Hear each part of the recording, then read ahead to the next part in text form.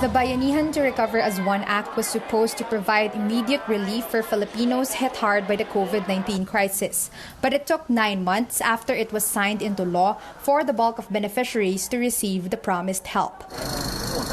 The Department of Health says it only received the 9 billion peso fund for the payout of special risk allowances to public and private health workers last June 25, 5 days before the law expires.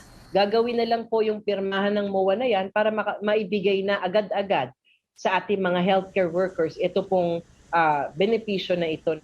DOH got a 12.6 billion peso allocation under Bayanihan 2.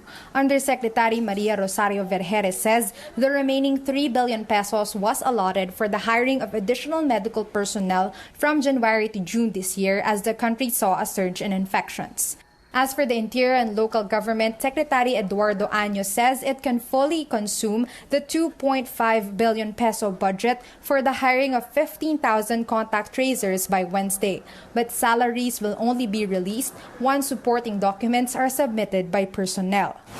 Meanwhile, the Education Department says it has only used up 86% of the 150 million pesos allotted for self-learning modules as of June 15, even though the school year ends in July. Laptops for teachers are still under procurement. The 5,000 peso subsidy and 3,000 peso allowance for nearly 50,000 public and private school students have not been fully released as well. DAPED explains applications are being validated to avoid duplicate recipients. The Land Transportation Franchising and Regulatory Board says free rides under the service contracting program for buses and jeepneys ends Wednesday. However, only about 1.5 billion pesos out of its 5.6 billion peso budget has been released as subsidies to drivers so far. Tuloy-tuloy po yung pagpo-process ng payout even after June 30. We'll be able to determine that after they have already accumulated the kilometers that they have run under the program.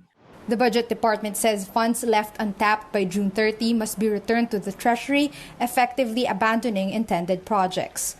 Belisa Lopez, CNN Philippines.